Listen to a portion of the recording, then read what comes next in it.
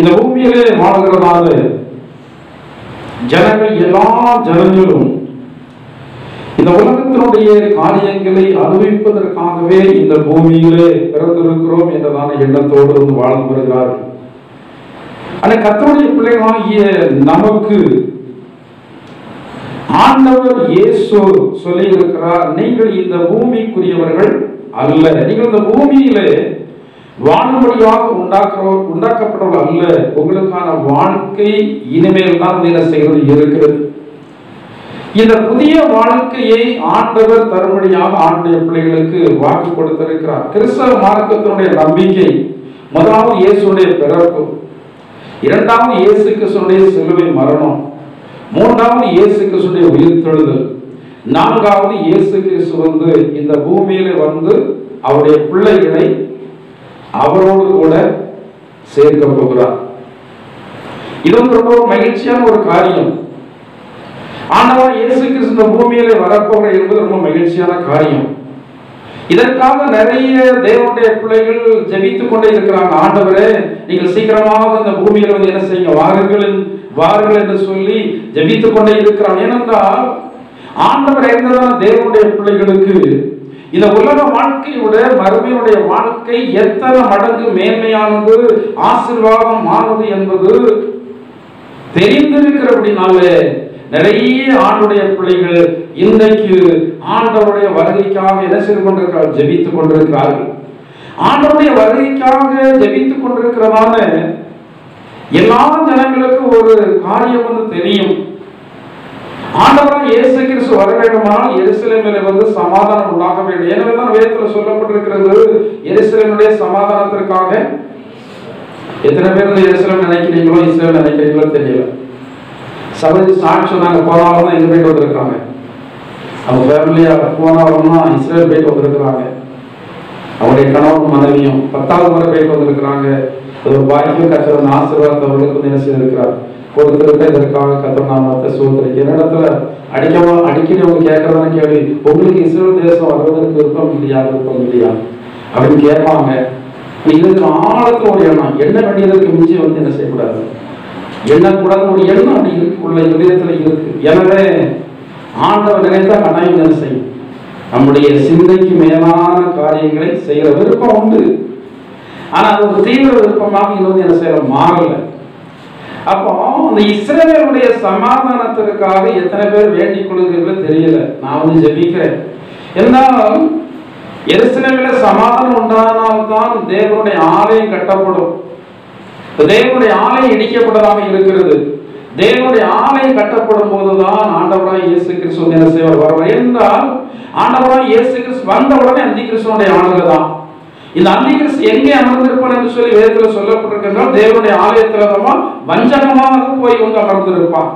இஸ்ரவேல் ஜனங்களுக்கு தெரியாது, இவனோட அந்தி கிறிஸ்து தேவனுக்கு வந்து பதிலாக இவன் ஏமாற்றுவான் என்பது தெரியாது. ஆனால் 7 வருஷம் அந்தி கிறிஸ்துவனுடைய ஆளுகையில பாதியில், அதாவது 3 வருடம் உபத்திரவ காலம், அடுத்த 3 வருடம் மகா உபத்திரவ காலம். 3 வருடம் வரைக்கும் இந்த எருசலேமுடைய ஆலயத்தில் தன்னை தேவனாக காட்டிக் கொண்டிருக்கிறவன், தன்னை மேசியாவாக காட்டிக் கொண்டிருக்கிறவன் அந்தி கிறிஸ்து என்பது இஸ்ரவேல் ஜனங்களுக்கு தெரியாது. எனவே அவனை ஏற்றுக்கொண்டு அங்க அமர வச்சு அவன் சொல்றதை கேட்டுட்டு இருப்பாங்க. ஆனா இந்த 3 வருஷம் தாண்டின உடனே, இந்த 3 வருஷம் ஆகும்போது கண்டுகொள்வார்கள் இஸ்ரவேல் ஜனங்கள் எல்லாம், நான் எதிர்பார்த்ததான மேசியா இது அல்ல, அந்த மேசியா என்ன செய்து போயிட்டாரு. அதுக்கு பிறகு நினைச்சு பார்ப்பாங்க, அந்த மேசியா யார்தான், இயேசு கிறிஸ்து தான் என்று சொல்லி. இதுவரைக்கும் இயேசு கிறிஸ்து மேசியா என்பது யூதர்களில் பெரும்பாலான ஜனங்களுக்கு தெரியாது. ஆனாலே ஒரு சில யூதர்கள் வந்து அதை ஏற்றுக்கொண்டிருக்கிறார்கள். ஆனால் நிறைய யூதர்களுக்கு தெரியாது, வந்து போனதான சிலுவையில மரித்து இன்னைக்கு உயிரோடு இருக்கிறதான இயேசு கிறிஸ்து தான் அந்த மேசியா என்பது இஸ்ரவேல் ஜனங்களுக்கு தெரியாது. அந்த அந்தி கிறிஸ்துவினுடைய ஆளுகையில 3 வருடம் கழித்து அவர்கள் அறிந்து கொள்வார்கள். அறிந்து கொண்டதற்கு பிறகு அவனை எதிர்ப்பார்கள். எனவே உபத்திரவம் ரொம்ப அதிகமாயிரும், மகா உபத்திரவ காலம். அப்ப இந்த தேவனுடைய ஆலயம் கட்டப்படும் போது யார் வருவார், ஆண்டவராக இயேசு கிறிஸ்து வருவார். இன்னைக்கு நிறைய நாடுகள் வந்து ஏன் இந்த இஸ்ரவேல் ஜனங்கள் இப்படி தேவையில்லாத யுத்தத்தை பண்ணிட்டு இருக்காங்க, ஆனா கர்த்தருடைய பிள்ளைகளுக்கு தெரியும். வேதத்தை அறிந்தவர்களுக்கு தெரியும், ஒரு காலம் உலகமே ஏற்று வந்தாலும் சரி இஸ்ரவேலை மேற்கொள்ள ஒருவனாலும், ஏன்னா தேவன் அவர்களுக்கு கொடுத்த வாக்குத்தத்தமும் திட்டமும் அது. என்றால் எருசலேம் தேவனுடைய ஆலயம் அந்த இடத்துல கட்டாயம் கட்டப்படும் என்பது தேவனுடைய தீர்க்க தரிசன வார்த்தை. தேவனுடைய தீர்க்க தரிசனத்தினுடைய ஒரு வார்த்தை ஒளிந்து போவதை காட்டிலும் வானமும் பூமியும் ஒளிந்து போவது லகுவா இருக்கும் என்று சொல்லி அங்கே வந்து சொல்லப்பட்டிருக்கிறது. அப்ப ஆண்டவராகிய இயேசு கிறிஸ்து வருகையை குறித்து சொல்லப்பட்டிருக்கிறதான காரியங்கள் என்ன செய்யும்? கட்டாய நிறைவேறியே தீரும். ஹல்லேலூயா, ஹல்லேலூயா. இயேசு என்ற திருநாமத்திற்கு எப்போதுமே மிக ஸ்தோத்திரம். இயேசு என்ற திருநாமத்திற்கு எப்போதுமே மிக ஸ்தோத்திரம். வானிலும் பூமியிலும் மேலான வல்லமை உள்ள நாமமது. வானிலும் பூமியிலும் மேலான நாமம் வல்லமை உள்ள நாமமது. தோய சொல்லி துதித்திடும் நாமமது. தோய சொல்லி துதித்திடும் நாமமது.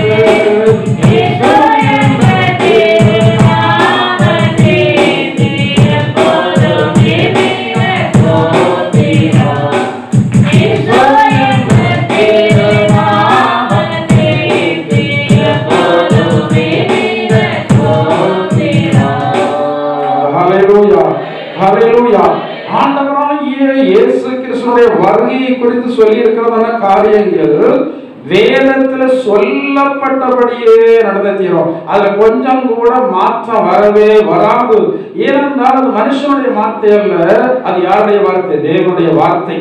பழைய ஏற்பாட்டு காலத்துல சொல்லப்பட்ட நிறைய காரியங்கள் அது கொஞ்சம் கூட பெசகாமல் எல்லாம் நடந்து கொண்டே இருக்கிறது. இதை குறித்து வெளிப்படுத்தின விசேஷம் 19:6 சொல்லப்பட்டிருக்கிறது. வாசியுங்கள், வேதமாக வாசி. வெளிப்படுத்தின விசேஷம் 10:6 வாசியுங்கள்.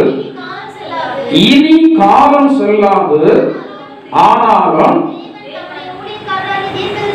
தேவன் தம்முடைய ஊழியக்காரராகிய தீர்க்கதரிசிகளுக்கு சுவிசேஷமாய் அறிவித்தபடி 7ஆம் தூதனுடைய சத்தத்தின் நாட்களிலே அவன் எக்காலம் ஊதப் போகிற போது தேவ ரகசியம் நிறைவேறும். இந்த தேவ ரகசியம் என்னவென்று சொல்லி 1 கொரிந்தியர் 15:51 சொல்லப்பட்டிருக்கிறது. அதை எடுத்து வாசியுங்கள். 1 கொரிந்தியர் 15:51. இதோ ஒரு ரகசியத்தை உங்களுக்கு அறிவிக்கிறேன், நாம் எல்லாரும் நித்திரை அடைவதில்லை, ஆகிலும் கடைசி எக்காலம் வரைக்கும் ஒரு நிமிஷத்திலே ஒரு இமைப்பொழுதிலே நாம் எல்லோரும் மறுரூபமாக்கப்படுவோம். எக்காலம் வரைக்கும். சரி, கர்த்தருடைய நாமத்திற்கு மகிமை உண்டாவதாக. ரகசியம் என்னவென்றால் ஆண்டவராகிய இயேசு கிறிஸ்து வரப்போகிறார் என்பதுதான் அந்த ரகசியம். ஆனால் இது ரகசியமாக இருந்தாலும் குறிப்பிட்ட சாராருக்கு அது தெரியப்படுத்தப்பட்டு கொண்டுதான் வருகிறது. வேதம் சொல்கிறது அந்த நாளையும் நாளிகையும் மட்டும்தான் மனிதர்களால் அறிய முடியாத ஒழிய, ஆனால் இந்த பூமியில நடக்கிறதான சம்பவங்களை வைத்து, இந்த வேதம் நிறைவேறுகிறதான காரியங்களை வைத்து ஒரு சாரா அறிந்து கொள்வார்கள். அந்த அறிந்து கொள்கிறதான ஜனங்கள் யாரென்றால் வேதத்தில் சொல்லப்பட்டிருக்கிறது, ஆண்டவராகிய இயேசு கிறிஸ்து வரும்போது அவர்கள் தூதர்களை அனுப்பி இந்த பூமியினுடைய ஒரு மனை துவக்கி இன்னொரு மனை மட்டும் இருக்கிறதான என்னுடைய ஜனங்களை எல்லாம் கூட்டுங்கள் என்பார் என்று வேதத்தில் சொல்லப்பட்டிருக்கிறது. இந்த கட்டளை வெளிப்பட்டு விட்டது. இந்த கட்டளை வெளிப்பட்டு விட்டபடினாலே தேவனுடைய தூதர்கள் இன்றைக்கு கர்த்தருடைய ஜனங்களை ஆயத்தமாக்கி கொண்டிருக்கிறார்கள். இது ஆயத்தமாக்கப்படுகிறதான ஒரு காலம். இந்த காலத்துல நாம் ரொம்ப எச்சரிக்கையா இருக்க வேண்டும். ஆண்டவர் இயேசு வரப்பவர் என்பதற்கான அடையாளத்தை வேதத்தில் சொல்லப்பட்டிருக்கிறது. நோவா காலத்தின் சம்பவம் போல் மனுஷகுமாரன் வருகிறதான காலத்தில் நடக்கும். நோவா காலத்துடைய சம்பவம் தான் என்ன? இந்த நோவா காலத்துல ஜனங்களுக்கு எண்ணம் என்னவென்றால் புசிக்க வேண்டும், குடிக்க வேண்டும், ஆடம்பரமாக ஜீவிக்க வேண்டும், பெண் கொடுக்கணும், பெண் எடுக்கணும். இதுதான் அவருடைய எண்ணமாக இருந்ததை ஒழிய ஆண்டவராகிய தேவனை அவர்கள் மறந்து விட்டார்கள். ஆனால் அப்படி ஜனங்களெல்லாம் வாழ்ந்து வந்தாலும் கூட அந்த சந்ததிக்குள்ளே அங்க நீதிமானாகிய யார் இருக்கிறார்? நோவா என்கிறதான ஒரு மனுஷன் இருக்கிறான். நோவாவும் அவருடைய குடும்பமும் மட்டும்தான் இந்த ஆண்டவருடைய வார்த்தைக்கு கட்டளைக்கு கீழ்ப்படிந்தது. அவர்கள் மட்டும்தான் இந்த உலகத்தை முழுவதுமாக சார்ந்திருக்கவில்லை. அவர்கள் உலகத்தினுடைய வார்த்தைகளை கேட்கவில்லை. மனுஷர்கள் என்ன நம்புகிறார்கள் அதை இவர்கள் எடுக்கவே இல்லை. இன்றைக்கு அநேக கிறிஸ்தவ ஜனங்கள் கூட உலக ஜனங்கள் நம்புகிறதான நம்பிக்கைகள் எல்லாம் அவர்கள் ஏற்றுக்கொண்டிருக்கிறார்கள். ஆனால் நோவா என்னதான அந்த தேவனுடைய மனுஷன் மனிதர்கள் சொன்னதை ஏற்கவில்லை. மனிதர்கள் நம்பினதை நம்பவில்லை. தேவன் சொன்னதை நம்பினான். தேவன் சொன்னபடியே அவன் என்ன செய்தான்? அவன் நடந்தான் என்று சொல்லி சொல்லப்பட்டிருக்கிறது. ஒரு காரியம் உங்களுக்கு தெரியுமா? நோவாவுடைய காலம் வரைக்கும் இந்த பூமியிலே மழை என்பதே கிடையாது. மூடுபனிதான் இந்த பூமியை நனைத்துக் கொண்டிருந்தது என்று சொல்லி வேதாகமத்தில் தெளிவாக சொல்லப்பட்டிருக்கிறது. ஆனா நோவா காலத்துல நோவாவிடத்தில் ஆண்டவர் சொல்றாரு, என்ன வரும்? என்ன வரும்? மழை வரும். ஏன், எதற்கு, எப்படி? விளக்கமே யார் கேட்கல. தேவனுடைய வார்த்தை சொன்னதுக்கு விளக்கம் தேவையில்லை. ஏனென்றால் தேவனுடைய வார்த்தை தேவனுடைய ஆவியினால் எழுதப்பட்டிருக்கிறது. இதற்கு அநேக வார்த்தைகளை மனிதர்களால் நம்ப முடியவில்லை. வேதத்தில் இருக்கிற அநேக சரித்திர சான்றுகளை கூட மனிதர்களால் நம்ப முடியவில்லை. ஆனால் விஞ்ஞான ஆராய்ச்சிகள் அதிகமாகும் போது வேதத்தில் சொல்லப்பட்டிருக்கிறதான வார்த்தையின்படியே தான் எல்லா காரியம் நடைபெற்றுக் கொண்டிருக்கிறது. ஒரு காலத்தில் எவ்வளவு பெரிய பேழை இருந்தது என்பதை ஜனங்களால் நம்ப முடியவில்லை. விஞ்ஞானத்தால் நம்ப முடியவில்லை. அதாவது சரித்திரத்தால் நம்ப முடியவில்லை. ஆனால் அந்த பேழை இன்றைக்கு எங்கே இருக்கிறது? துருக்கி தேசத்தில் உள்ளதான சொல்லப்படுகிறது அல்லவா? என்ன மலை? பேழை எங்க தங்கினது? அரராத்து மலை. துருக்கியில் இருக்கு அந்த இடம். அந்த அரராத்து என்று சொல்லப்பட்டதான இடத்துல அந்த பேழை இன்றைக்கு என்ன செய்கிறது? இருக்கு. ஒரு காலத்துல ஜனங்களால் நம்ப முடியவில்லை. ஆனால் வேதத்தில் சொல்லப்பட்டிருக்கிற காரியங்கள் எல்லாம் அது ஒன்று பிசகாமல் நடந்து கொண்டேதான் இருக்கிறது. அப்ப அந்த நோவாவுக்கு ஆண்டவர் சொன்னா என்ன வரும்? என்ன வரும்? மழை வரும். யாரத்துல சொல்றாரு? ஜனங்களுக்கு சொல்றாரு என்ன வரப்போகுது? அத சிரமத்தை மற்ற ஜனங்களுக்கு கொடுக்காம சிரமப்பட்டு இவர் பேழையை கட்டினாரு. சிரமம் இல்லாம அவர் சொன்னாரு, நீங்க எங்க வாங்க. அவர் சொன்னது எங்க வாங்க? நமக்காக பேழை கட்டினார் ஆண்டவர். நமக்காக ரட்சிப்பாகிய பேழை ஆண்டவர் அவர் இரத்தத்தை சிந்தி பாடுபட்டு கட்டினார். அவர் சொல்றதான ஒரே வார்த்தை, இந்த பேழைக்குள்ள நீங்கள் வாருங்கள் என்று சொல்லிதான் சொல்கிறார். ஆனா அநேக ஜனங்களுக்கு இந்த பேழைக்குள்ள வருவதற்கு மனம் இல்லை. ஒவ்வொருத்தரும் ஒவ்வொரு விதமான காரணங்கள் சொல்லி இருப்பாங்க. ஒருவே சொல்லியிருப்பான் அதெல்லாம் மழைலாம் வராது என்று சொல்லி, இன்னும் கொஞ்சம் அதை விட நான் சொல்லி இருப்பான் மழை வந்தாலும் பரவாயில்லை, பேழை மிதக்கத்தானே செய்யும், நான் பேழைக்கு மேல ஏறி இருந்து வந்தா நான் என்ன செய்வேன், நான் தப்பு எல்லாம் சொல்லி இருப்பான். ஆனா அவங்களுடைய அறிவினால ஞானத்தினால ஒருவன் கூட தப்பல. தப்பின மனிதர்கள் விசுவாசத்தினாலே தப்பினார்கள். இன்னைக்கு நீங்கள் தப்ப வேண்டுமானால் ஆண்டவராகிய இயேசு கிறிஸ்து வரப்போகிறார். நீங்கள் இந்த உலகத்தில் உள்ளதான எல்லா உபத்திரவங்களுக்கும் தப்பி, எல்லா அக்கிரமங்கள் அநியாயங்களுக்கும் தப்பி மத்திய ஆகாயத்தில் வரப்போகிறதான ஆண்டவராகிய இயேசு கிறிஸ்துவை சந்திக்க வேண்டுமானால் முதலாவது யாரை நம்பணும்? இயேசுவை நம்பணும். இயேசுனுடைய வார்த்தைக்கு நோவா தேவன் சொன்ன வார்த்தையின்படி அவர் கட்டளையிட்டபடியே செய்து, கொஞ்சம் நினைச்சு பாருங்க, ஒரு சிறிய போட்டை கட்டுவதற்கு எவ்வளவு கஷ்டம். இந்த டெக்னாலஜி இருந்த காலத்துல, டெக்னாலஜியே இல்லாத காலத்துல இந்த குடும்பம் மட்டும்தான் வேலைய பிரம்மாண்டமான பேரை பாடுபட்டு கட்டினான். ஆண்டவர் நோவாவை உள்ள விட்டு எங்க கதை உடைச்சாங்க? சாவியா இருக்கார், சாவியா இருக்கார். நோவாட்ட கொடுத்திருக்கலாம், ஏன் கொடுக்கல? வேலைக்குள்ள நோவை வச்சு கதவு போட்டிட்டார். இந்த பேழையுடைய சாவியை நோவாட்ட கொடுத்திருக்கலாம், ஆனா நோவாட்ட கொடுக்கல. ஏன்னா சில வேளைகளை மனிதர்களாக நாம் என்னப்பட்டு விடுறோம், இறக்கப்பட்டு விடுறோம். ஆனா ஆண்டவர் இறக்கமுள்ள தேவன், நம்ம விட அதிக இறக்கமுள்ள தேவன். அவருடைய இறக்கங்களை குறித்து வேதம் நிறைய இடத்துல பார்க்கிறோம். ஆனா அதே வேளையில் அவர் நீதி உள்ள தேவனாக இருக்கிறபடினால சில நேரங்களில் அவர் இரக்கத்தை வந்து அடைத்துக் கொள்கிறார். கிருபையின் காலம், சிலருக்காக நம்ம எவ்வளவோ போராடுகிறோம், எவ்வளவோ சொல்றோம். ஆனா கிருபையுடைய காலம் வந்து ஒரு மனுஷனுக்கு 1 வருடமாக இருக்கலாம், 5 வருடமாக இருக்கலாம். வேதத்திலே ஒரு கனிகூடாத மரத்தை குறித்து சொல்லப்பட்டிருக்கிறது. அவன் வந்து என்ன சொல்றான்? தோட்டத்தை எஜமான், இது ஏன் நிலத்தை கெடுக்கிறது, இதை வெட்டி போடுவோம். எத்தனை வருஷம் கழிச்சு சொல்றான்? 3 வருஷமா பாக்குறேன், இதுல என்ன இல்லை. 3 வருஷமா பாக்குறேன், இதுல கனி இல்லை. ஆன பண்ணால இதுவும் வந்து கெட்டு போய் அடுத்ததை கெடுக்கிறது.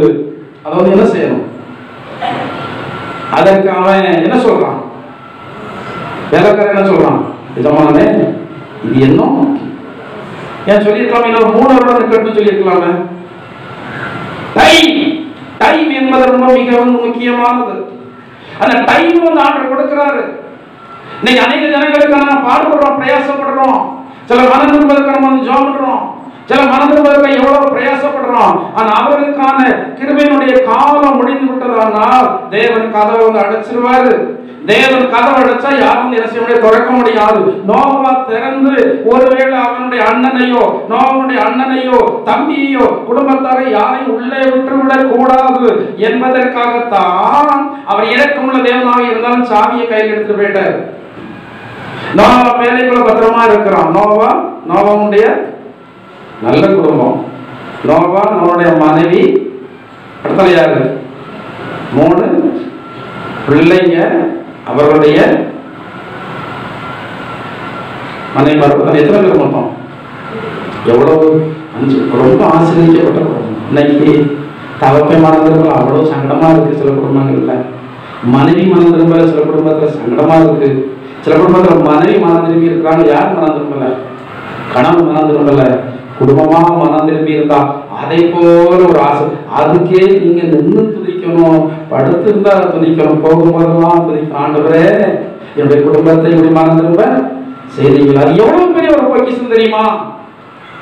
உங்களுடைய குடும்பத்தார் வந்து ஒரு பெரிய பொக்கிஷத்தை, பெரிய ஒரு பொருளை வந்து வாங்கி கொண்டு உங்களுக்கு கொடுப்பதை விட இந்த பொக்கிஷத்துக்கு ஈடாகி ஆண்டவராக இயேசு கிறிஸ்துவை உங்களுடைய கணவனோ, உங்களுடைய பிள்ளைகளோ, உங்களுடைய பெற்றோர்களோ அவர்கள் வாங்கி இருப்பார்களானா அது மிகப்பெரிய ஆசீர்வாதம் என்பதை மறந்து போய்விடக் கூடாது.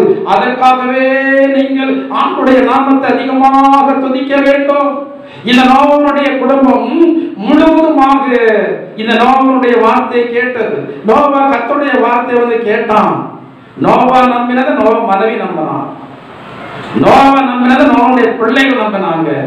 நோவா நம்பினதை நோவாவுடைய மருமக்கள் மாதிரி நம்பினாங்க. எனவே இந்த குடும்பம் முழுவதும் என்ன செய்யப்பட்டது?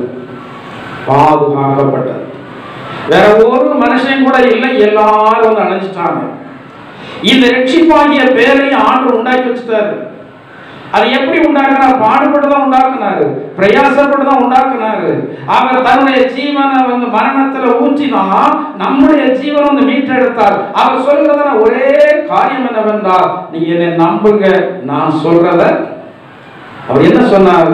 வாசிங்கள், யோவானுக்கு எழுதின சுவிசேஷத்துல ஒரு வசனத்தை நீங்கள் வந்து வாசிங்கள். யோவானுடைய சுவிசேஷம்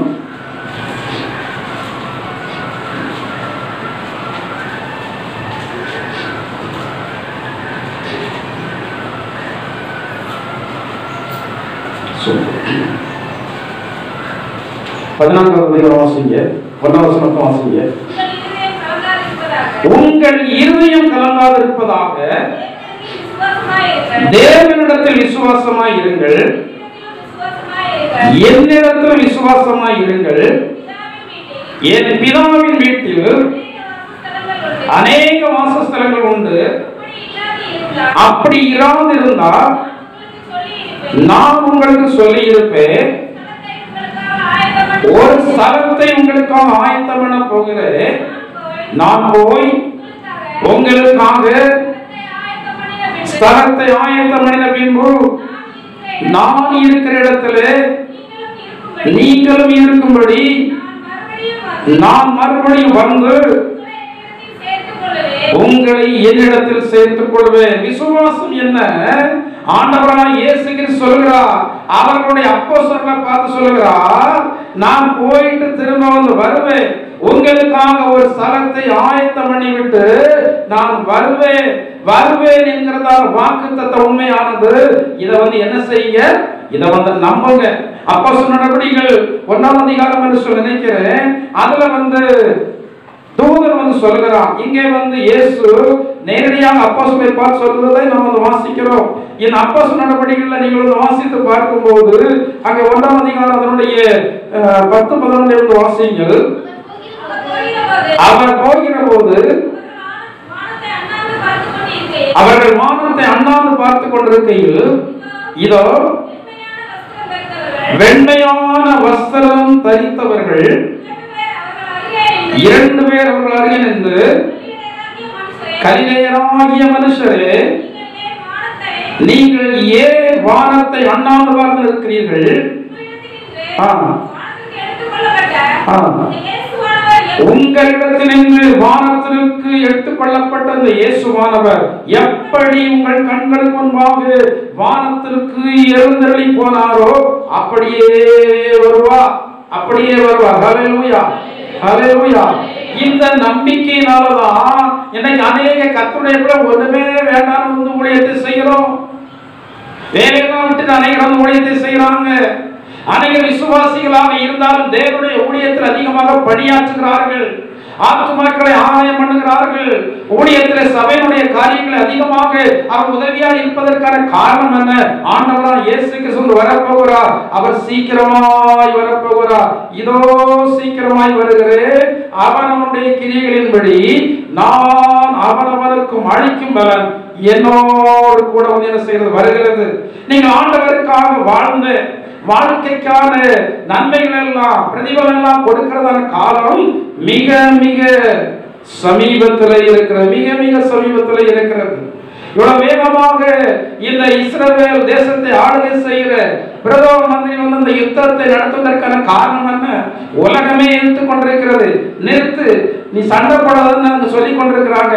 ஆனா இவருடைய இருதயத்தில் ஆண்டவர் ஒரு எண்ணத்தை வைத்திருக்கிறார். அவர்கள் சொல்றாங்க, நாங்க எங்களுடைய யுத்தத்தை நடத்தவில்லை, நாங்கள் கர்த்தருடைய யுத்தத்தை நடத்துகிறோம், கர்த்தர் எங்களுக்காக யுத்தம் பண்ணுகிறார் என்று சொல்லி அவர் நடத்துவதற்கான காரணம் என்ன? எவ்வளவு சீக்கிரமாக எவ்வளவு தீவிரமாக தேவனுடைய ஆலயத்தை கட்ட முடியுமோ அவ்வளவு சீக்கிரமாக கட்ட வேண்டும். ஏனென்றால் நாம் கடைசி மணி நேரத்தில் இருக்கிறோம். ஆண்டவர் இயேசு வாசற்படியில இருக்கிறார்.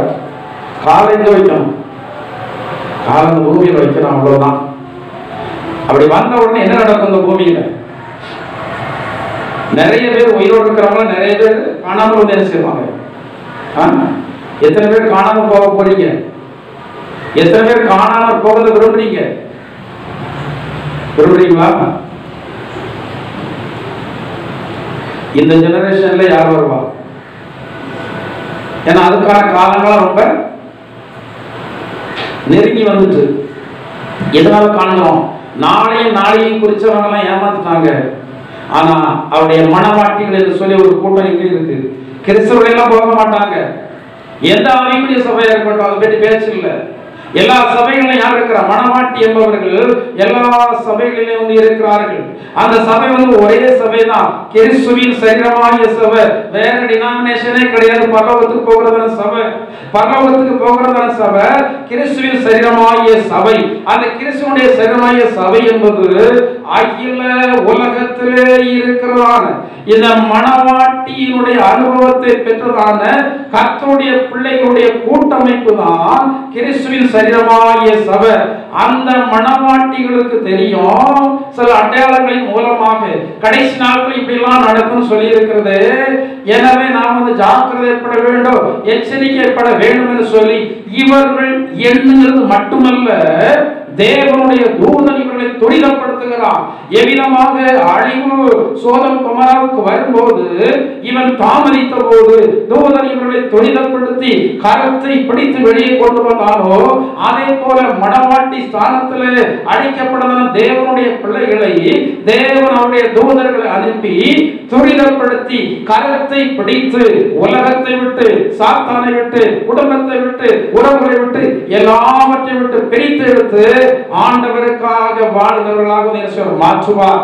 அந்த பணியில தான் நாங்களும் இன்னைக்கு உங்களை மாற்றுவதற்கு பிரயாசப்படுகிறோம். சகோதரி சொன்னாங்க, அவங்க சொன்னதுனால அவங்களுக்கு என்ன மேன்மை சொன்னாங்க. என்ன சொன்னாங்க கேட்டீங்களா? அது கேட்டா கேட்கலையா? என்ன சொன்னாங்க? மண் மாதிரி உட்கார்ந்து சொன்னாங்களா?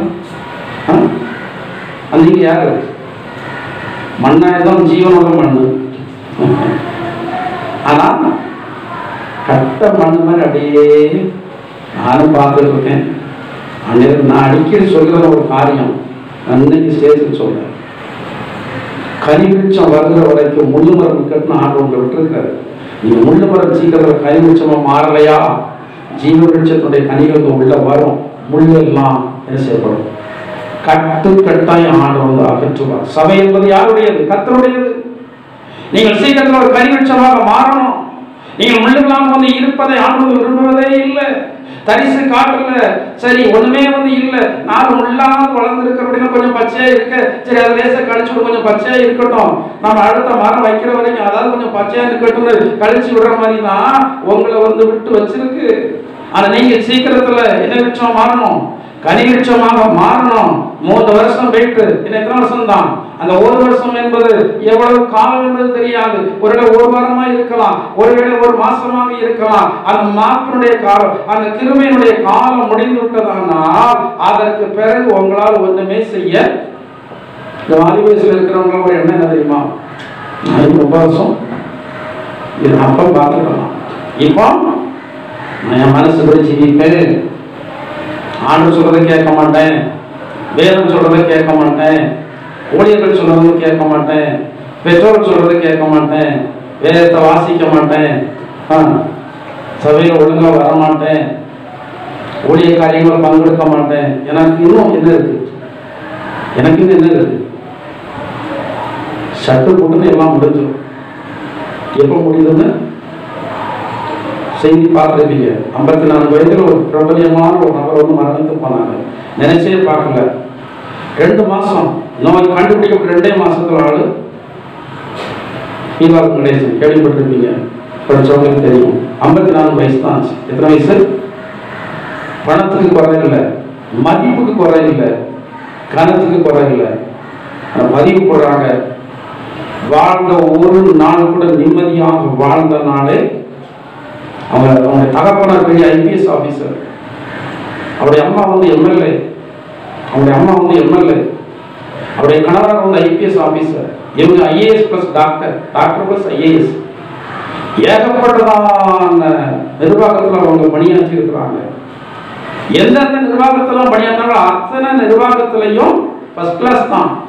ரொம்ப நன்றாக நிர்வாகம் பண்ணுகிறார்கள் என்றதான பாராட்ட பெற்றவங்க எல்லாம் 2 மாசத்துல என்ன செய்யிட்டு 2 மாசத்துல முடிஞ்சுட்டு அவ்வளவுதான். வாழ்க்கை கொஞ்ச நாள் வாழ்ந்தாங்க, உலகத்துல பேர் எடுத்து போயிட்டாங்க.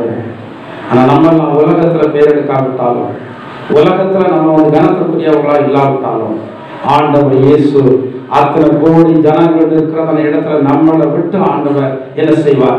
மேம்படுத்துவார், உயர்த்துவார். வேதத்தில் சொல்லப்பட்டிருக்கிறது அல்லவா, என்னுடைய தூதர்கள் முன்பாக நான் அவர்களை என்ன செய்வேன்? மகிமைப்படுத்துவேன். இந்த பூமியில வாழ்கிறத வாழ்க்கையெல்லாம் குறைவுதான். வாலிப நாட்கள் எப்ப முடியும் என்பது என்ன செய்யாது தெரியாது. ஆண்டவர் இயேசு சீக்கிரத்திலே வரப்போகிறார் என்கிறது இருதயத்தில் துணித்துக் கொண்டே இருக்க வேண்டும். எவ்வளவுதான் சொன்னாலும் சிலருக்கு இந்த ஜாக்கிரதை என்பதே வராது. வேதத்தில் சொல்லப்பட்டிருக்கிறது, ஜாக்கிரதையாயிருப்பவனோ தன்னுடைய ஜீவனை ஜாமக்காரங்க நாங்கள் சொல்றோம், எங்களுக்கு பேர் இருக்கிறது. ஜாமக்காரன்னா என்ன அர்த்தம்? நீங்க தூங்கிட்டு இருக்கும்போது நாங்க என்ன செய்து இருக்கோம்? அப்படியே பாஸ்டர் தெரியலையே அப்படின்னா நைட்டு 12 மணிக்கு நைட்டு போராடிட்டு இருக்கிறேன். அப்பந்தான் அந்த பிரசங்கத்தை பண்ண சொல்லி ஆண்டவர் எனக்கு ஒரு வார்த்தையை கொடுத்தார். இந்த வருகையை பற்றி ஒரு பேசுன்னு ஒரு வார்த்தையை கொடுத்தார். போராட்டம், சிலருக்கு விரோதமாக போராடும் போது சிலருக்கு விரோதமாக செய்யறவங்க யாரை டார்கெட் பண்றாங்க? என்னை டார்கெட் பண்றாங்க. என்னை டார்கெட் பண்ணாலும் நமக்கு யார் இருக்கா? யார் இருக்கா? அந்த நம்பிக்கை இதுவரைக்கும் என்னை என்ன செய்யலை. அந்த நம்பிக்கை என்னை இதுவரைக்கும் வெட்கப்படுத்தாது. ஏன்னா யார் இருக்கிறார்? உலகத்தில் இருப்பவரையும் உங்களில் இருக்கிறவர் பெரியவர். ஹல்லேலூயா. அந்த நம்பிக்கையினாலே போராடுகிறோம். போராட்டமான நேரங்களிலே கொஞ்சம் சிரமம் இருந்தாலும் கூட, யுத்தம் என்பது கொஞ்சம் சிரமம் இருந்தாலும் கூட, அதுல வெற்றி யாருக்கு தான்? வெற்றி கர்த்தருடைய பிள்ளைகளுக்கு தான். தேவனுடைய பிள்ளைகளுக்கு என்ன கிடையாது? தேவனுடைய பிள்ளைகளுக்கு தோல்வி என்பதே கிடையாது. அப்போ விசுவாசத்தில நாம் ஆண்டவருடைய வார்த்தையை கேட்டு அந்த வார்த்தையின்படி நாம நடந்தா, ஆண்டவர் இயேசு வரும்போது நம்ம அவரை எதிர்கொண்டு எங்க போகலாம்? எங்க போகலாம்? என்ன வருது? சிலருக்கு தூக்கம் வருது. எப்படி இருக்கணும்? 10 கன்னிகைகள் யாரை எதிர்கொண்டு போனாங்க? மணவளத்துக்காக காத்திருந்தாங்க. எத்தனை பேர்? 10 பேர். எல்லாம் சேர்ந்தான். ஆனா என்ன செய்தாங்க? 5 பேர். 10 பேர் தூங்கினாங்க. அந்த 5 பேருடைய இருதயம் விழித்திருந்தது. பைபிள்ல மணவாட்டிகள் சொல்லும் போது, நான் நித்திரை செய்தேன், என் இருதயமும் விழித்து. அதான் கிறிஸ்தவ வாழ்க்கை. நம்ம தூங்கிட்டு இருக்கிறோம், நம்ம வேலையை செய்துட்டு இருக்கிறோம், ஆனா இருதயம் விழித்திருந்தால் மட்டும்தான் கர்த்தருடைய சத்தம் கேட்கும். இன்னைக்கு நீங்க எதற்கு ஆயத்தமா இருக்கிறீங்க? ஆண்டு வந்தால் போவதற்கு ஆயத்தமா இருக்கிறீங்களா? இந்த ஆயத்தம் இல்லாத பற்றி நீங்க போகவே முடியாது. அங்கே சொல்லப்பட்டிருக்கிறது நமக்கு தெரிந்த சம்பவம் தானே, அதை எடுப்பதற்கு அவசியம் இல்லை. 10 கனிகள்ல அந்த 10 கனிகளும் என்ன வச்சிருந்தாங்க? விளக்கு வச்சிருந்தாங்க. 10 கனிகளும் தீவெட்டி வச்சிருந்தாங்க. ஆனா 5 கனிகள் இடத்துல மட்டும்தான் என்ன இருந்தது? எண்ணெய் இருந்தது. 5 கனிகள் இடத்துல என்ன இல்லை? எண்ணெய் எது தெரியுமா? எண்ணெய் இல்லைன்னா விளக்கு எரியாது. விளக்குக்கு சில விளக்குனால புதிய விளக்கு தெரியலாம், நல்லா மாட்டி சிறதான். நெருப்பெல்லாம் இருக்கு, ஆனா என்ன இல்லை? என்ன இல்லை?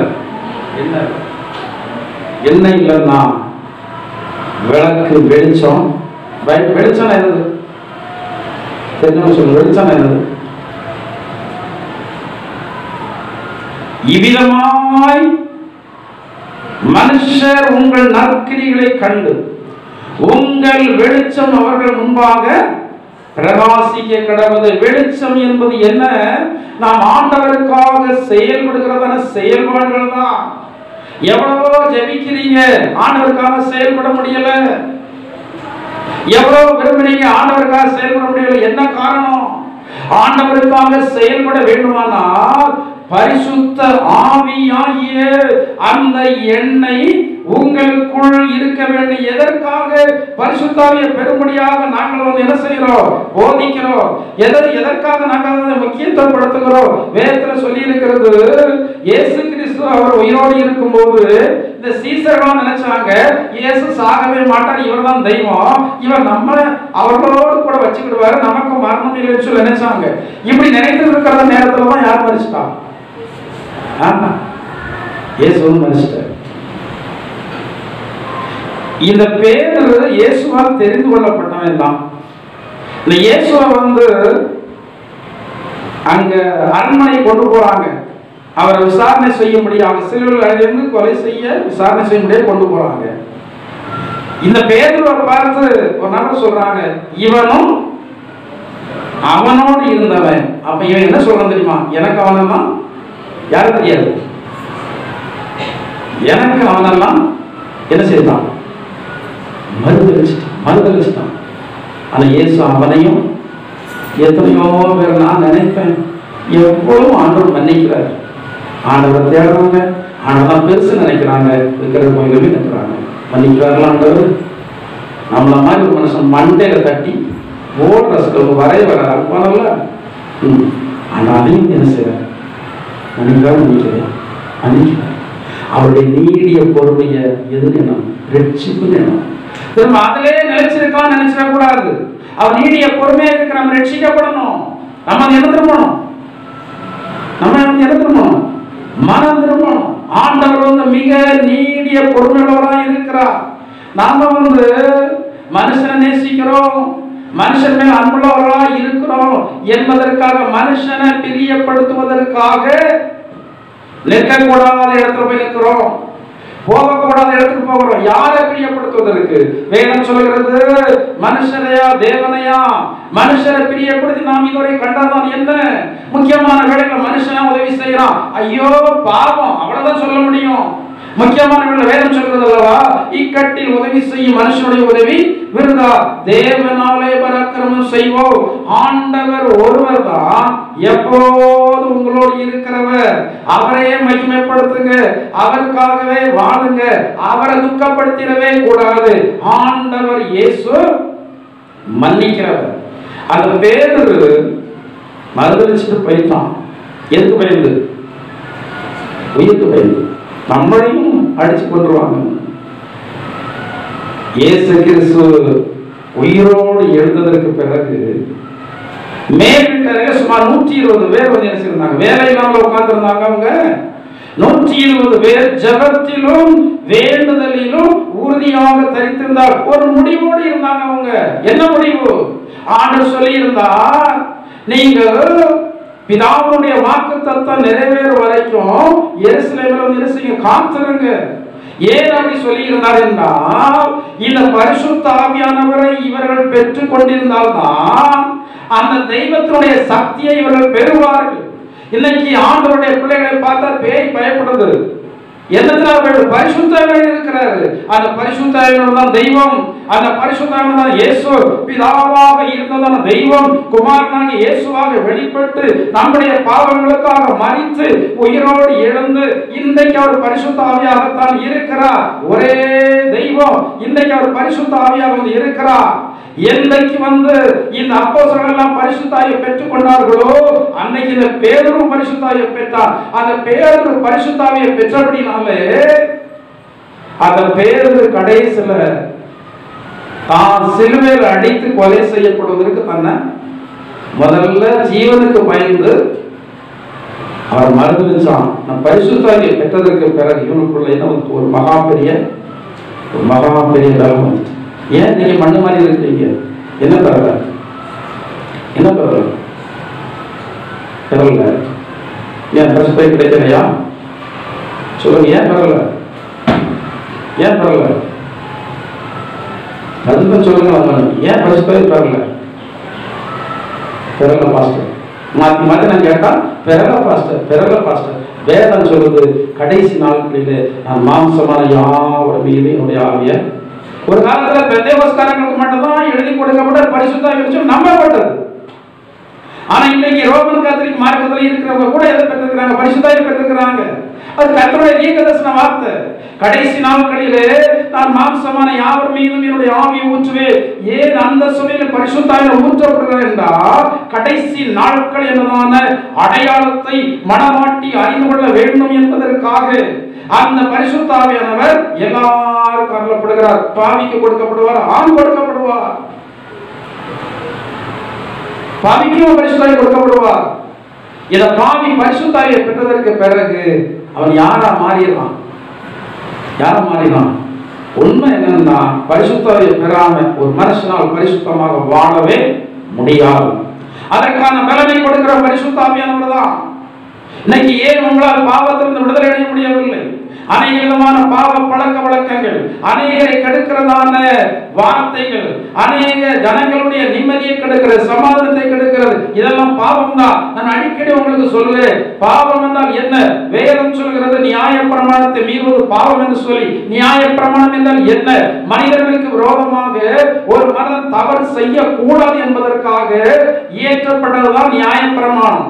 இந்த பிரமாணத்தை ஒருத்தன் மீறுகிறான் என்றால் மனுஷனுக்கு விரோதமாக பாவம் செய்கிறான். மனுஷனுக்கு விரோதமாக பாவம் செய்கிறது அது தேவனுடைய பார்வையில அது என்னதுதான் பாவம். அந்த பாவத்தை இன்னைக்கு நிறைய பேருக்கு விட்டுவிட என்ன இல்லை, ஏமாத்துறாதங்க. ஞானசனம் எடுத்தோடனே பரலோகம் திறக்கும், ஏமாத்துறாதங்க.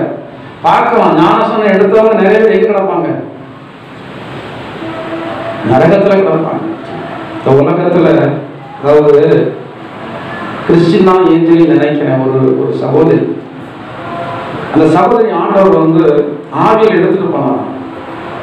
ஆவியில் எடுத்துட்டு போனார். ஆவியில் எடுத்துட்டு போனா நரகத்தை பார்க்கறாங்களாம். அந்த நரகத்துல நிறைய பேர் இருக்கிறாங்களாம். அந்த நரகத்துல நிறைய பேர் இருக்கிறாங்க. அது குறிப்பா ஒரு நபர், நிறைய பேர் சொல்றாங்க, அதுல ஒரு நபர் நான் சொல்றேன். Michael Jackson. யாரு மைக்கேல் ஜாக்சன்? யாரு? பாப் இசை பாடல். உலகத்துல வந்து ரொம்ப பிரபலம் அடைந்தவன், பாப் இசை பாடலினால மிக பிரபலம் அடைந்தவன். அநேக கிறிஸ்தவ பாடல்களையும் பாடியிருக்கிறான். அவன் மரித்து போயிருக்கும் போது அவனுடைய அந்த கடைசி அடக்கத்தை வந்து 23 கோடி பேர் பார்த்தாங்களாம். கணக்கெடுப்பு சொல்லி எத்தனை பேர்?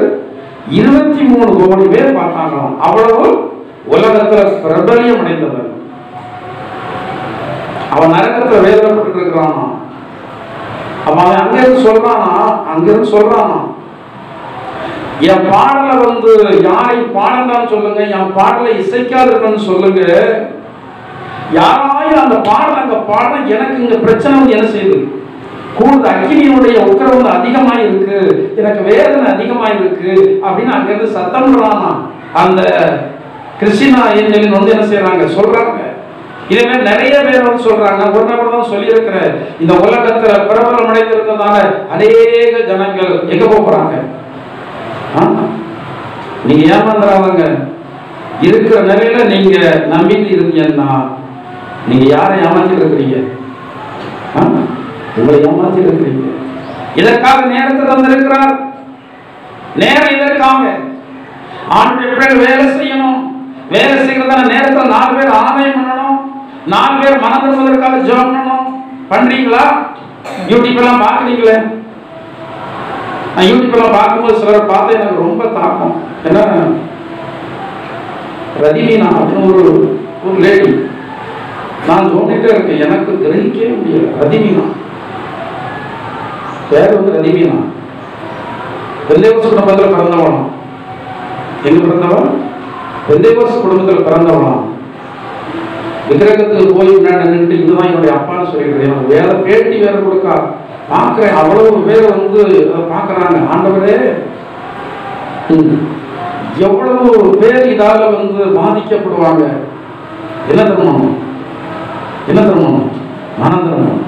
அவன் எந்த விக்கிரகத்துக்கு மேல இருக்காளோ அது சொல்லுது நம்ம முன்னாடி. இல்ல நான் தெய்வம் இல்லைன்னு அது சொல்லுது. ஆனா இவன் சொல்றா இதுதான் தெய்வம், போய் விழுந்து கிடக்குறா. எனக்கு அதை சொல்லிச்சு இதை சொல்லிச்சுன்னு சொல்லிட்டு நடந்து முடிந்ததை சொல்லலாம்.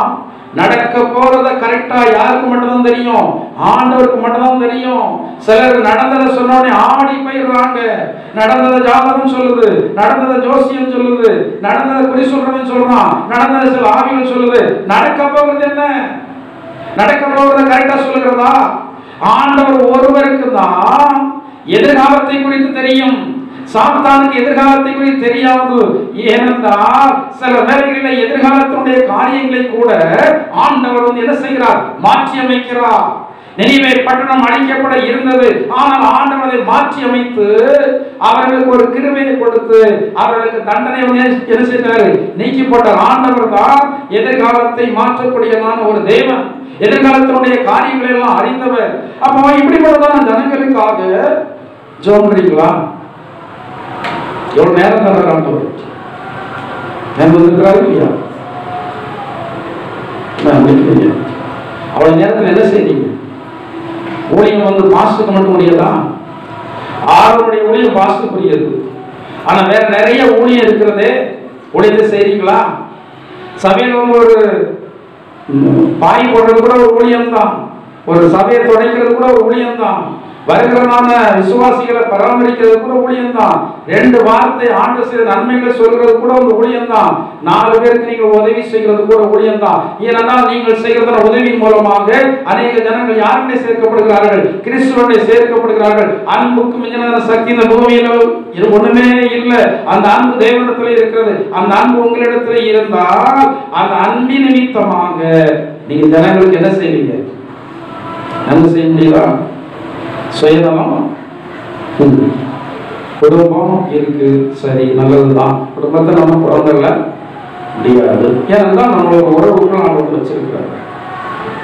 ஆனா இந்த குடும்பம் இருக்கிறது போல ஆவிக்குரிய குடும்பம் என்பது ரொம்ப விசாலமானது. எனக்கெல்லாம் ஒரு நபர் கிறிஸ்தவன் என்றாலே ஒரு புரியாத ஒரு அனுபவம். யாரா இருந்தாலும் சரி, எந்த சபைக்கு போறவங்களா இருந்தாலும் சரி, அது எப்படி வருகிறது? கிறிஸ்துவனுடைய அன்பு நமக்குள் வாசமாய் இருக்கிறபடினாலே அந்த அன்பினுடைய எண்ணங்கள் நம்முடைய இருதயத்தில் நம்மளை அறியாமலேயே செயல்பட வைக்கிற. சார், எடுத்த வேத பகுதி வருகிறேன். பரிசுத்த ஆவியானவர் தான் இந்த விளக்குக்கான எண்ணெய்.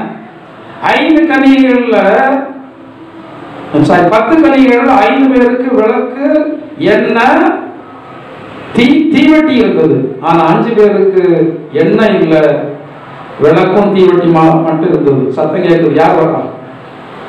இதோ மணமணன் வருகிறார், எல்லாரும் நீங்க அவருக்கு எதிர்கொண்டு போக ஆயத்தம் சொல்லும் போது 5 பேர் தைரியமா போறாங்க. 5 பேர் யார்கிட்ட போய் கெஞ்சிக்கிட்டு இருக்கா? இது கொஞ்சம் என்ன தெரியும் சொன்னாங்க அவங்க, எங்களுக்கும் உங்களுக்கும் போதாமல் 1000 ரூபாய் உங்களுக்கு தந்தா, எனவே நீங்க வேற எங்கேயாவது போய் வாங்கி கொள்ளுங்க அப்படின்னு சொல்லி இவங்க மணவாளனுடைய வீட்டுக்குள் பிரவேசித்தாங்க.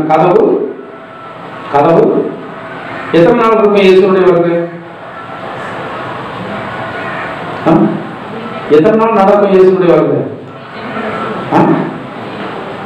மின்னல் மேற்கிலும் தோன்றி கிளைக்கே மறைவது, அதாவது ஒரு கண் இமைக்கு நேரத்தில். எனவே தான் ஆண்டு சொல்றாரு, கிறிஸ்து அங்கே இருக்கிறார் இங்கே இருக்கிறான்னு சொன்னா யாரும் நம்பாதுங்க. ஏன்னா அவர் வந்துட்டா உடனே போயிடுவாரு, உடனே அவர் அவருடைய ஜனங்களை சேர்த்து போயிடுவாரு. எனவே அங்கே இருக்கிற அங்கே இருக்கிறான்னு சொல்லி நம்பி யாரும் ஏமாந்து எங்கேயாவது நீங்க போயிடாதுங்க. நான் வாலிபேனா இருக்கும்போது நிறைய பேர் டேட்டை குடிச்சாங்க, நிறைய பேர் தன்னை மனுஷகுமார்னு சொன்னாங்க. நான் தான் அந்த இயேசுன்னு சொன்னாங்க, உங்களெல்லாம் நான் ஆண்டவரிடத்துல கொண்டு போறேன், பிதாவிடத்துல கொண்டு போறேன்னு சொன்னாங்க. ஆனா அவர்களெல்லாம் செத்து மண்ணோட மண்ணா என்ன செய்தாங்க? வைத்தாங்க. ஏன்னா வேதம் தெளிவா சொல்லுது, அவன் ஒரு இமை பொழுது. அடுத்த எப்படி ஒரு திருடனா இல்ல, திருடன் வருகிற விதமாய். திருடன் வருகிற விதமாய் எப்படி? திருடனை யாரும் எதிர்பார்க்க மாட்டோம், அப்படிதானே? திருடன் நம்ம யாரும் எதிர்பார்க்க மாட்டோம். ஒண்ணு. 2வது, திருடன் வருகிறத யார்ட்டையும் சொல்லிட்டு வர மாட்டான். நம்ம எதிர்பார்க்க மாட்டோம், அவன் சொல்ல மாட்டான். திருடன் வந்தா வீட்டுல இருக்க சேலையும் வீட்டுல இருக்க பாத்திரத்தையும் வீட்டுல இருக்க அரிசி எடுக்க மாட்டான். திருடன் வந்து எதை எடுப்பான்? எது விலையேற பெற்றதோ அதை தான் எடுப்பான். இந்த ஆண்டவர் இயேசு வரும்போது இந்த திருடன் வருகிற விதமாய் அதை எதிர்பாராத நேரம் ஒண்ணு. 2வதாக அவன் விலையேற பெற்றதான ஆத்மாக்களை தான் நினைச்சிருப்போம். ஆண்டவர் இயேசு விலையேற பெற்ற ஆத்மாக்கள் அவருடைய இரத்தத்தால் மீட்கப்பட்டு பரிசுத்தாவியை பெற்று அவருக்காக வாழ்ந்ததான கர்த்தருடைய பிள்ளைகளை சேர்ப்பதற்கு அவர் சீக்கிரமா நீங்க என்ன செய்ய போறீங்க? பார்த்துக்கலாம் பாஸ்டர். அப்படியே கொடுத்து பேர் எவ்வளவு இறக்கமுள்ள தெய்வம் பாஸ்டர். பைபிளை வாசி பாருங்க, இறக்கத்துடைய காரியம் நிறைய சொல்லியிருக்கு. அவர் கோபம் மட்டும் எப்படி இருக்குன்னு பைபிளை நிறைய சொல்லியிருக்கு. அவர் நீதி தவறாத தெய்வம். அடிக்கடி சொல்றேன், அன்புள்ள தெய்வம் தான். அவர் நீதி தவறாத தெய்வம். அவர் நீதி தவறாத தேவனாக இருந்த காரணத்தினாலதான் அவர் சிலுவையில செத்தார். அவர் அப்படியே விட்டுட்டு போயிருக்கலாம், எல்லாத்தையும் மன்னிச்சிட்டேன் அப்படின்னு சொல்லி சிலுவையில் மறிக்காம போயிருந்தா அவர் அநீதி உள்ள தேவன் தான் சொல்லணும். ஏன்னா பைபிள்ல சொல்லப்பட்டிருக்கிறது, அவர் நீதி தவறாத தேவன் சொல்லி. அன்பை பார்த்தா ஜனங்களை தண்டிக்க கூடாது, நீதியை பார்த்தா தண்டிக்கணும். பார்த்தார், அங்கேயும் பார்த்தாரு. இப்ப நீதியை பார்த்தா என்ன கொடுக்கணும்? தண்டனை கொடுக்கணும். அப்ப கூட்டி கழிச்சு பார்த்தாரு, இந்த ஜனங்களை நேசிக்கிற மனுஷரை நேசிக்கிற இந்த தண்டனை யாருமே விடட்டும், அவ்வளவு பேருடைய தண்டனையும் அன்புக்கு அன்பாச்சு, நீதிக்கு நீதியாச்சு. அவர் நீதி உள்ளதான தேவன். எனவே வரப்போற நாட்களிலே ஆண்டவர் இயேசு நமக்கு அவருடைய ராஜ்யத்தில் சேர்க்க வேண்டும் என்கிறதான ஒரு விசுவாசம் நமக்கு இருக்கிறது போல நாம ஜாக்கிரதை அதற்கு ஆயத்தமாக இருக்கோம். கர்த்தர் நம்மை ஆசீர்வதிப்பாராக. அநேக வார்த்தைகளை சொல்லலாம். கடைசி காலத்திற்கான அடையாளம் நிறைய சொல்லப்பட்டிருக்கிறது. நீங்கள் வீட்டில் போய் வேதாகமத்தை வாசித்து பாருங்கள். மத்தேயு 24 வாசித்து பாருங்கள். அதற்கு அப்புறமாக நீங்கள் மார்க் சுவிசேஷத்தில் 13ஆம் அதிகாரத்தை வாசித்து பாருங்கள். 2 தீமோத்தேயு 3ஆம் அதிகாரத்தை வாசித்து பாருங்கள். இதெல்லாம் ஆண்டவராகிய இயேசு கிறிஸ்துவுடைய வருகை நாட்களிலே எவ்விதமான காரியம் நடைபெறும் என்று சொல்லப்பட்டிருக்கிறது. எனக்கு சமயங்களை கத்தலாமே இந்த வார்த்தைகளை ஆசீர்வதித்து உங்களுடைய பரவலத்திற்கு உரியவர்களாக மாற்றுவாராக. எல்லா வளங்களும் விட்டு நம் ஆண்டவருக்கு கொடுப்போம். இன்ப இயேசு ராஜாவை நான் பார்த்தால் போதோ, மகிமையில் அவரோடு நான் பார்த்தால் போதோ. இன்ப இயேசு ராஜாவை நான் பார்த்தால் போதோ, மகிமையில் அவரோடு நான் இருந்தால் போதோ. நிச்சயமாக சேர்ந்தால் போதோ, நிச்சயமாக சேர்ந்தால் போதோ.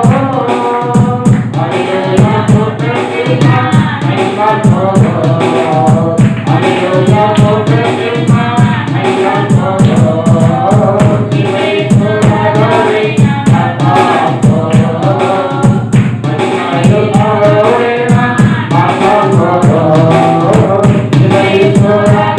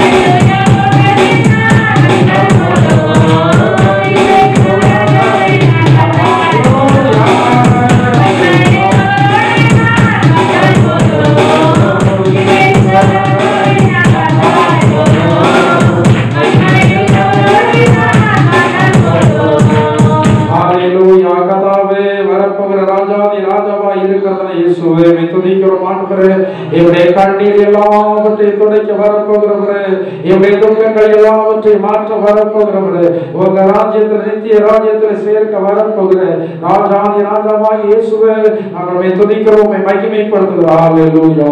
எங்கள் அன்பின் பரலோக பிதாவே, நல்ல இயேசுவே, இந்த வாரத்துடைய திருப்பாதத்திலே கடந்து வந்து உங்களுடைய நாமத்தை துதிக்க மகிமைப்படுத்த எங்களுக்கு கிருபை செய்து ஸ்தோத்திரிக்கிறோம்.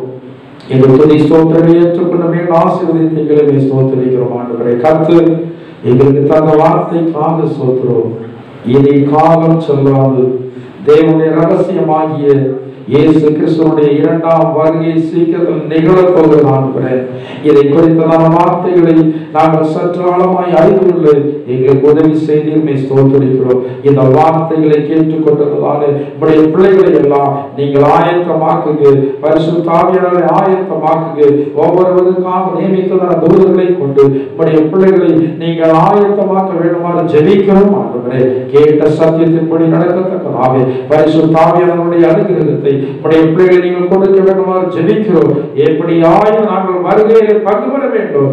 கைவிடப்பட்டு அந்திகிறிஸ்துவின் ஆளுகையில நாங்கள் இருந்துவிடக் கூடாது. ஆண்டவரே, கர்த்தாவே, நம்முடைய வருகையில வரும்படியாக விரும்புகிறோம். உம்மோடு கூட எங்களை மகிமையில சேர்த்துக் கொள்ளுங்க. ஆண்டவரே, வந்திருக்கிற எல்லாருக்கும் இப்படிப்பட்ட ஆர்வத்தை கொடுங்க. வரங்கள் அழைத்து வாருங்க. இந்த வாரம் எங்களுக்கு ஆசீர்வதிக்கப்பட்ட வாரமாய் காணப்படட்டும். உடைய வியாதிகளுக்கு விலைக்கு காத்த தேவன் தொடர்ந்து காத்துக் கொள்ளுங்க. இவருடைய போக்குவரத்து பிரயாணங்களை பாதுகாத்த தேவன் தொடர்ந்து பாதுகாத்துக் கொள்ளுங்க. பொல்லாத மனுஷனுடைய சதி செயல் சத்துடைய வஞ்சைகளுக்கெல்லாம் விலைக்கு காத்த தேவன் தொடர்ந்து காத்துக் கொள்ள வேண்டுமாறு சொல்லிக்கிறோம். வருகை தாமதிக்குமானால் மறுபடியும் ஒருமுறை கூட உங்க சரிதாரத்திலே கடந்து ஆரோக்கியதார்கள் வருகைக்குமானால் எதிர்கொண்டு வரத்தக்கதான ஜீவியத்தை தந்து தேவன் நாம வழிநடத்த வேண்டுமாறு இயேசுவின் நாமத்தால் ஜெபிக்கிறோம். ஜீவனுள்ள பிதாவே, ஆமென்.